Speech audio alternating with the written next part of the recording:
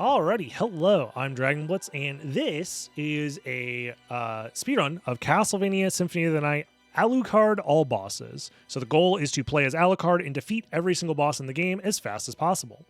There's a lot of really interesting movement and glitches that exist in this run that you basically don't see anywhere else. It's a very, very cool speedrun for that reason, and it's honestly a very fast run considering that there are like over 20 bosses in this game, and you have to go all across this like vast castle to get there and defeat them. It's very, very cool. But at the very start of the run, we have to get past this prologue sequence where we play as Richter and get past Dracula. This is a very unfortunately slow fight from Dracula, but thankfully for us, it actually doesn't matter. You can get lucky and defeat Dracula very quickly using a glitch called a damage stack. Those damage stack glitches are essentially a random way to just do extra damage to him. But the very start of this run is very similar to a lot of different runs in Symphony of the Night, where the start of the run, everything you do from here until the 8-minute mark essentially cannot be done faster because we have to deal with what is known as the clock rush. The first 8 minutes of the run essentially are a global in-game time cycle that as long as you hit the cycle, you cannot gain or lose time. So the beginning part of this run is essentially like, how do I maximize the amount of setup I can do within those 8 minutes? And I'll explain exactly why that is in just a second here. But first, we're going to be seeing a glitch called a reverse shift line. This is our way of skipping past death. There's normally a cutscene with death where he takes away all of our powerful starting gear, a classic Metroidvania trope. But instead, what we do here is we level up in a specific position and then buffer a backdash. This tricks the game into essentially underflowing Alucard's X position that's stored internally. So when you go past a screen transition, it essentially says, oh, you're at negative 10 billion position. That's actually a large positive number because the game doesn't deal with like negative position values. So what it ends up doing is it actually warps you a full screen length forward, which skips past the room where death takes away our gear.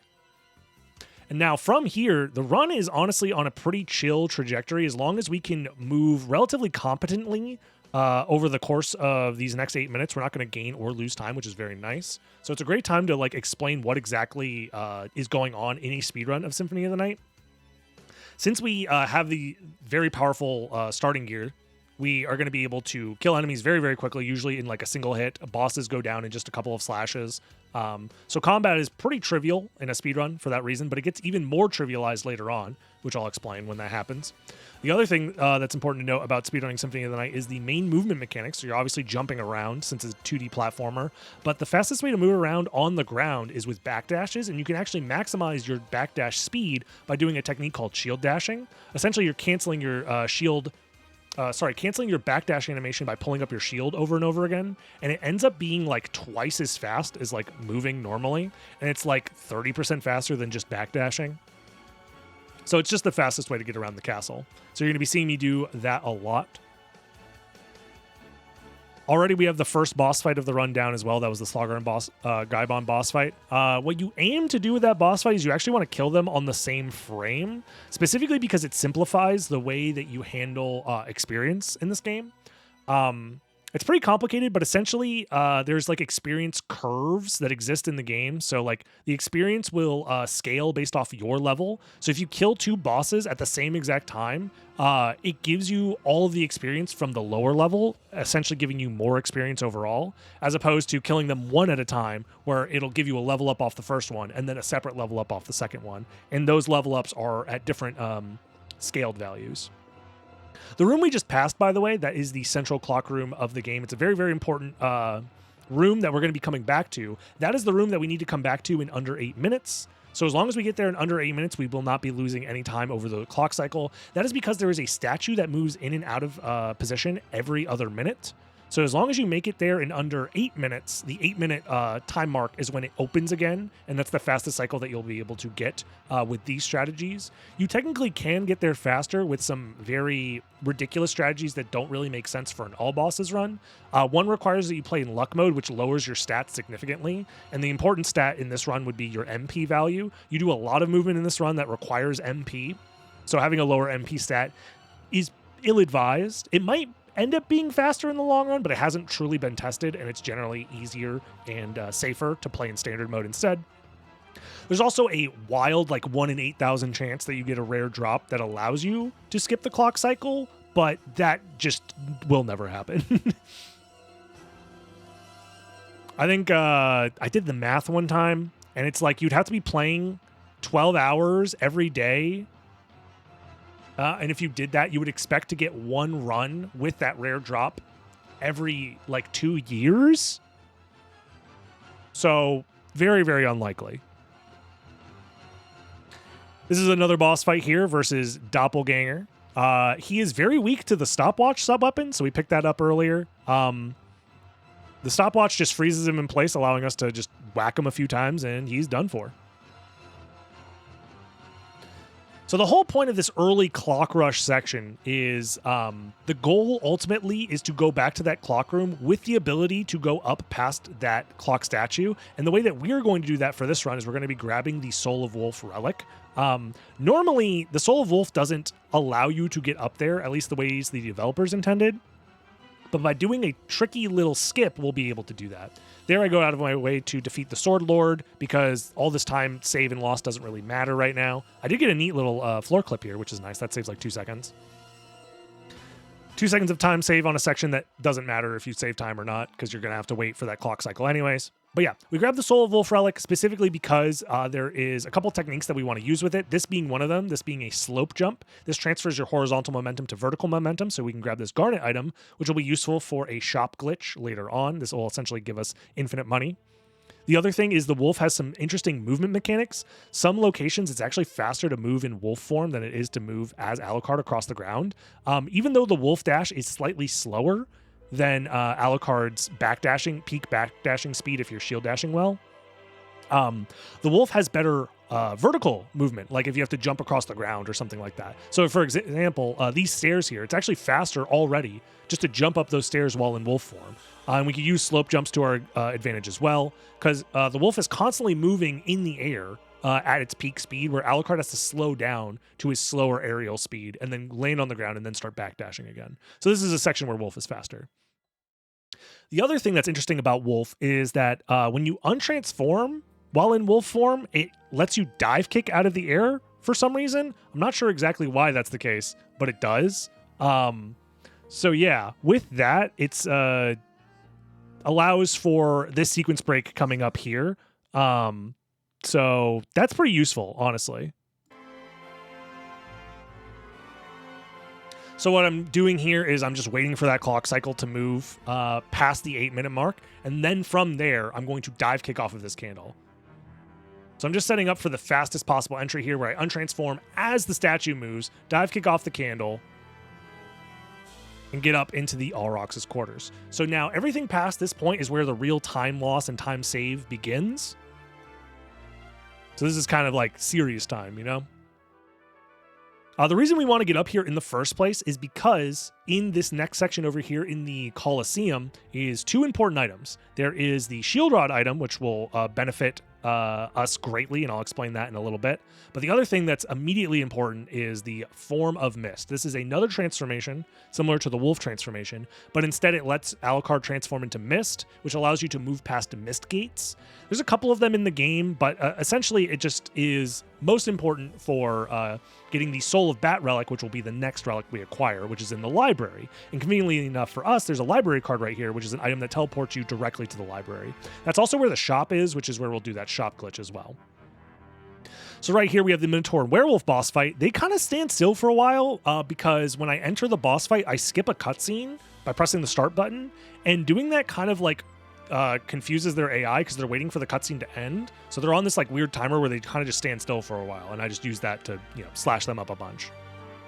So I grab the Form of Mist relic, but I'm not quite done here yet. So I'm going to go over here to the left, and in this room in the bottom left-hand corner of the Colosseum is the shield rod item. It's a weapon that allows you to cast spells in course, and they correspond with the shield that you currently have equipped. So if I cast the Shield Rod spell with the Alucard shield equipped, it allows the Alucard shield to essentially do maximum damage, 255 damage, every 6 frames, so long as the shield is touching an enemy. Also, it makes Alucard invincible. Also, it heals you while you do damage to them. It's insanely overpowered. Yeah. But before we showcase all that, we do go out of our way here for the Fairy Card Relic. This relic will summon the Fairy Familiar, and the Fairy Familiar is very useful because, mostly because the fairy will talk to us, and the fairy talking to us allows us to overwrite this cutscene with the shopkeeper here in just a second, and this causes a very powerful shop glitch to occur.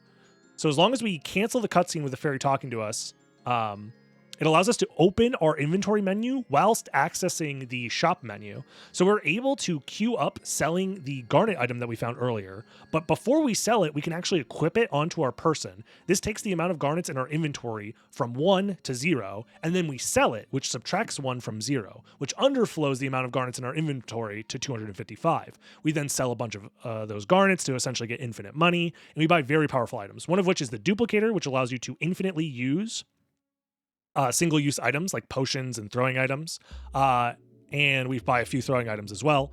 And that means that we can reuse this Mana Prism as much as we want. The Mana Prism fully refills our MP so long as we use it. It also grants us a brief period of invincibility, so it's very, very useful. Earlier, I did cast that Shield Rod spell. So the Shield Rod spell is now active. Anytime I touch an enemy with the shield, it's going to kill them very, very quickly. Like this boss, for example, shows up on screen for like 3 frames. Because the shield spell is very, very strong.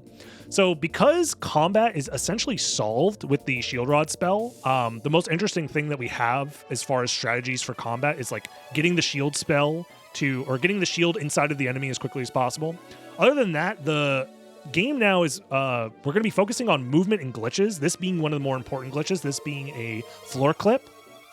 This lets us leave the library about 6 seconds faster than if we just used a library card and left the normal way.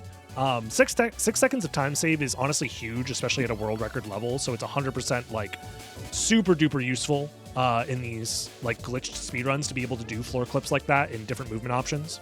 And the reason why I love the All Bosses run so much is because it is the run that showcases basically all of the cool movement options that this game has to offer. And we have access to infinite mana prisms to constantly refill our MP bar to showcase those cool movement options. So for example, now that we have the Soul of Bat, we're going to be using a spell called the Wing Smash. That's the thing that you see me doing right now, where I'm flying really fast across the screen. Every single one of those Wing Smash spells costs 8 MP, and you have to constantly chain those spells over and over and over again. So you're going to constantly see my MP bar go down as I chain these Wing Smashes together. Being in bat form also costs MP, and then other movement options that we gain access to later on also cost MP. So all of these things together is very MP intensive to move around in this game, but being able to control the bat in very, very specific ways like that is incredibly difficult. Because if you touch any like stray terrain in this game, you can get kind of shot in different directions called a terrain boost. And terrain boosts can be very useful, but they can also be very detrimental because they can boost you into a wall where you will bonk and then forcibly be cast out of bat form, and then you have to transform back into bat form, start up another Wing Smash. It's very, very slow. The other thing that we do in this run quite a bit is we cancel our momentum with a Wing Smash by transforming into bat and then quickly transforming back into bat form. So we do a quick mist into bat. So that's one way to cancel momentum. Another way to preserve momentum is by either backdashing or dive kicking, now that we have the leap stone and the double jump ability, into the bat transformation. The bat transformation maintains horizontal momentum. So if you give yourself high horizontal momentum with a dive kick and then cancel that with a bat transformation, you can kind of slide while you're transforming. It's very, very cool. And then here, another cool tech is to dive kick, transform into bat, and then untransform. As you're untransforming, you hold out your shield, and then you use that shield to kill bosses very quickly. And the tricks don't stop. Here's yet another out-of-bounds glitch. This one's not a floor clip, but instead takes advantage of weird glitches that exist in the chapel, specifically because the screen transitions aren't at the edges of screens, but instead happen in the middle of screens. But essentially, like, does like another one of those glitches similar to the reverse shift line that pushes me out of bounds due to some camera shenanigans. And that out of bounds movement allows me to access the back door to Ulrox's quarters, which is the fastest way to get to this next boss fight right here. So yeah, the movement in this game just synergizes so well with the different types of glitches that allow you to sequence break in different ways. It's very, very cool. Because access to this area is normally blocked by like a statue that you would have to only move from accessing it from the other side.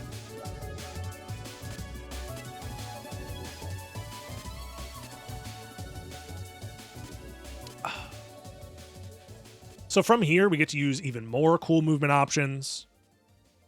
More wing smashes, canceling our wing smashes quickly into mist bats so we don't bonk, do more wing smashes, control the height of the wing smash up and down, which is a very technical part of the speedrun as well, because the way that you move in bat form is essentially you have control over up and down as the bat constantly flies forward, which is very cool. Oh, there I get a very, very clutch out of bounds as well. That one is very, very difficult to perform. It's a bat-specific clip, similar to the floor clip we did in wolf form, but that one is like kind of like the opposite of it. But yeah, wing smashes require that you do a 3/4 circle motion on the control stick while holding the jump button, and then you release the jump button. You have to do that once every second or so to keep the wing smash chain going. And every time you do that input, you lose 8 MP, which is why we constantly have to refill our MP. So whilst you're doing these like circles on the control stick, you also have to maintain your height while doing so. So you have to do very quick circles and then all this other stuff. It's very, very technical. Here's yet another floor clip. There I'm using the map to help buffer my inputs and confirm the exact location that I need to be at.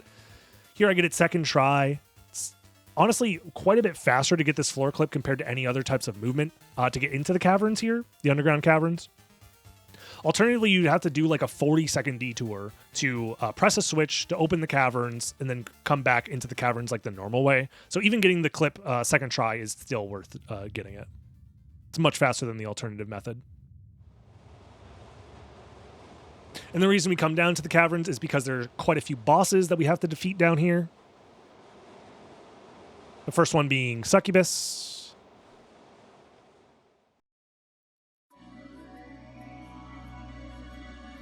Again, shield rod, Alucard shield, so powerful. The boss fights themselves just end in a second.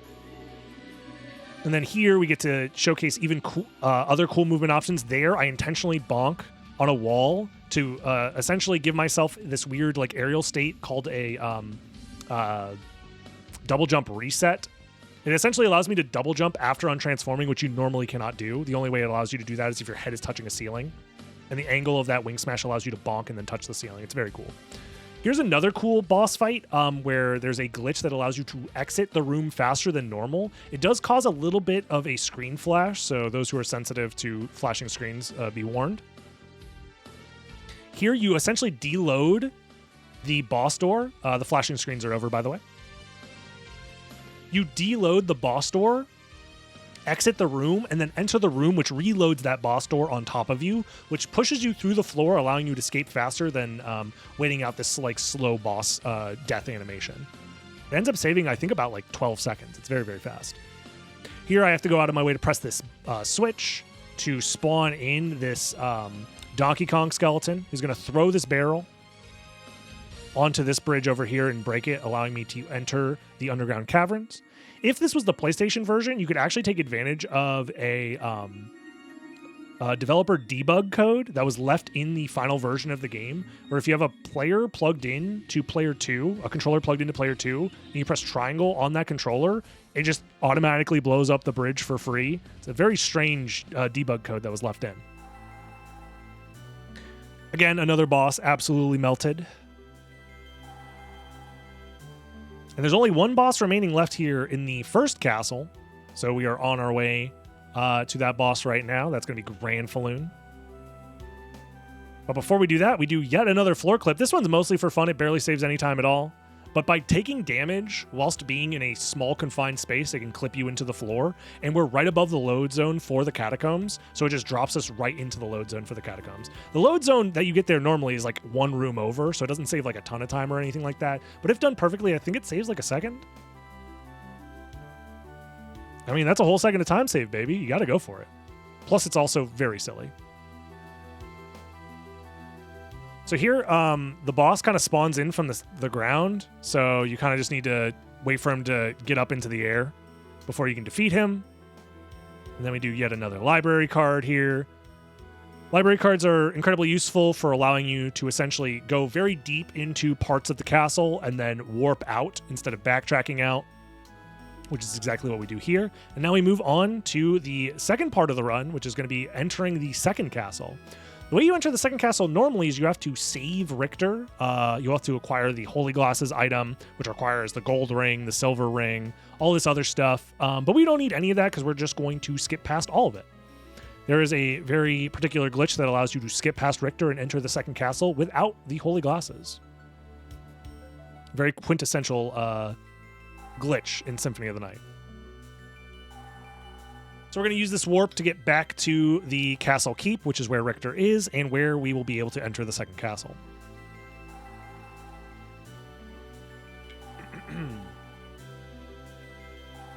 I also love this game because we get to utilize all these cool and different movement options here. So here I'm setting up a specific position. I dash as the wolf and do a specific type of jump that essentially passes over a detection hitbox that essentially if you hit that part of the hitbox, the game will load in the boss fight with Richter. But if you can sneak into the room without touching that hitbox, it loads in the default version of that room, which just so happens to be the version of the room where Richter is just been saved by Alucard. And if you wing smash in a particular way, you can skip past that cutscene and just enter the second castle. Here we grab yet another warp because we're going to be coming back to the spot of the castle keep later. And now we just have all of the bosses in the second castle with a ton of very, very cool movement in between. Here we just wait for the boss to become vulnerable on the left side of the screen, and we hold out our shield and beat the boss. Here I try to exit the room as soon as possible with a dive kick into bat transformation. Here I'm also doing some interesting movement options where you can combine like the invincibility you get from untransforming into different like gravity jumps. Those gravity jumps, those big vertical jumps also give you invincibility. A lot of the movement options in this game give you invincibility, so if you're able to chain them together, you don't have to worry about enemies in your way and you don't get knocked back. So one of the other interesting parts about movement in this game is that if you move well in the game, you actually trivialize a lot of the like enemies as well. So like good movement also helps save you time because you don't have to worry about enemies getting in your way. It's very cool. Here we get to showcase those like mist bat transformations. Transform into mist, quickly transform into bat. And we do this to cancel our wing smash so that way we don't bonk on like the separate walls and we can start up another wing smash quickly. Because the fastest way to get through like zigzag rooms like this is to wing smash against specific terrain and get those terrain boosts that I talked about earlier. So terrain boosts can be obviously beneficial if you use them to your advantage. And then sometimes they'll just zip you around up and down and like slam you into walls and they'll be disadvantageous. But yeah, chaining all this movement together is incredibly satisfying. Honestly, it's honestly the reason I keep playing this game like well over a decade later. I've been speedrunning this game for a very long time and I keep doing it because the movement is just so good. Here I was intentionally avoiding enemies by wing smashing against the ceiling. It's one way to help mitigate extra level up animations later on.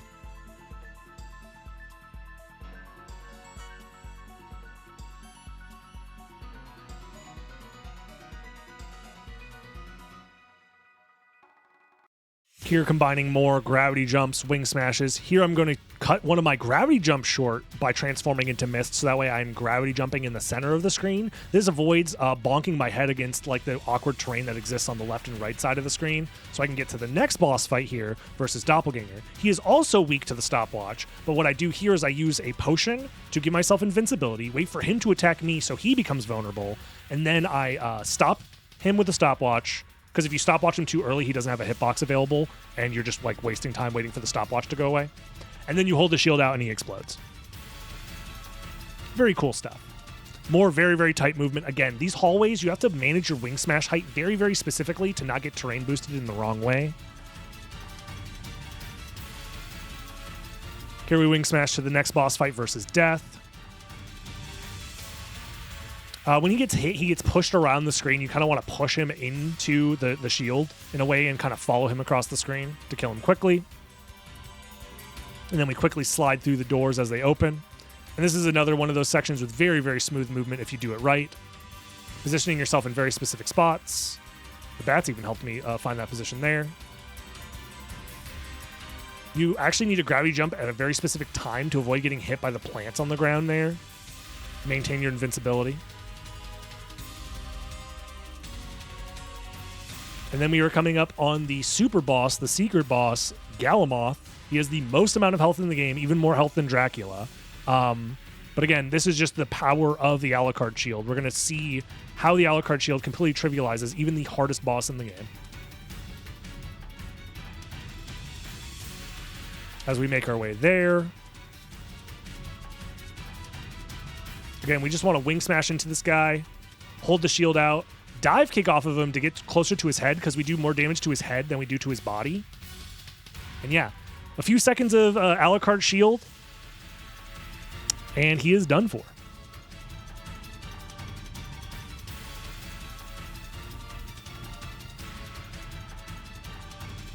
And now we're going to have to backtrack through this section because that's just the fastest way to get to the next warp room.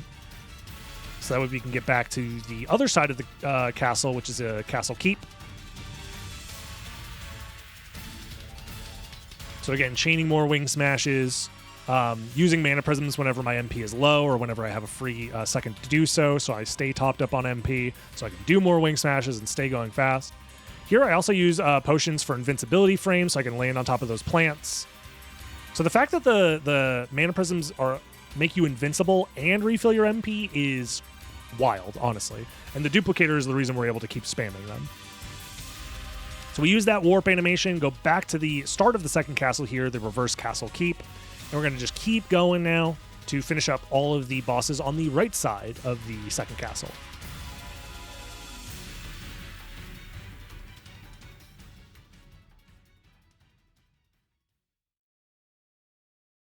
Next up here is Medusa. Again, just get the hitbox inside of her as quick as possible. After a few seconds, she explodes. One of the things that you're going to notice is I'm also not waiting for the boss drops here in the second castle. Normally in Symphony of the Night, you need to collect 5 relics from 5 different bosses in the second castle to gain access to the final boss fight. Even though we kill all of those bosses and could grab those relics if we wanted to, waiting for the relic spawns is slow. And on top of that, using all of those relics to open up the boss fight at the end of the game requires sitting through a 30-second clock room secret door opening animation, which takes 30 seconds. So we're going to skip all of that using the same trick that we used to skip past death, that reverse shift line tech. We're going to be using that to skip into the final room past the barrier with the clock room. And that'll be coming up in just a few minutes because we're on to just a few more boss fights. This is Akmadon. He takes forever to die. His death animation just takes a long time. But yeah, that's another boss down. All that's left is the evil Castlevania 3 trio. We have the evil Grant, Sypha, and Trevor, also known as Ralph Belmont, for those who know the Japanese name of Trevor. For whatever reason, they call him Ralph. Shouts to Ralph Belmont. Yeah, so here we go back to the reverse chapel. We use the stopwatch to get these imps to not be evil to us because the imps are honestly RNG nightmare. We move into the reverse Colosseum and make it into the next boss room. I do like this boss fight. It's pretty interesting because the way that you can knock the different bosses into each other means that you're basically sweeping from left to right in this nice, smooth, just walking motion, and you clean up all 3 very quickly. And now there's only one boss remaining, which is going to be Beelzebub. I did not misspeak. His name is Beelzebub. Not Beelzebub, Beelzebub. Yep. That's what they call him. I think it's a typo or something in the game. If you have the fairy scroll equipped and you do damage to him, his name will show up as Beelzebub. It's very funny. Anyways, this is that boss fight now. This is a fun one. We untransform inside of him, hold the shield out to get the invincibility, and then we dive kick off of his rotting corpse in midair to continue to do damage to the core of him, which is what you actually have to do damage to actually defeat him. And that's all the bosses in the game, except for the final two, Shaft and Dracula. And we are right next to that part of the game where the end of the game is. It's just 2 rooms away. So here we're going to be setting up the relic skip here. So just wing smash into this next room. I'm going to set up my sub-pixels in a way by brushing up against this brick. Wing smash into position, and now I'm going to use the heart refresh to freeze the screen, because we need a screen freeze to get the reverse shift line to work. Walk into position, buffer a backdash. This underflows our X position once we cross this screen, which puts us in the ceiling. You can see Alucard's wings flap in bat form for a few seconds here. We wing smash out of bounds, which pushes us out of bounds into the next room, which is above the room where we normally would need all those Vlad relics to access this part of the game. And this is it. This is the final 2 bosses. And again, with Alucard Shield, they're going to go by very, very fast.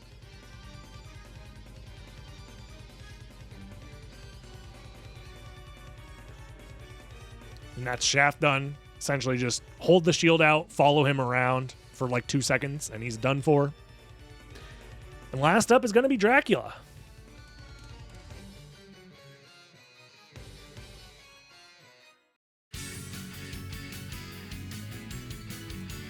Here we have to wait for this cutscene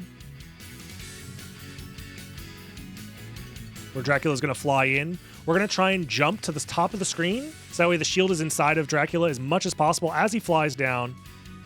And after, yep, there it is, time.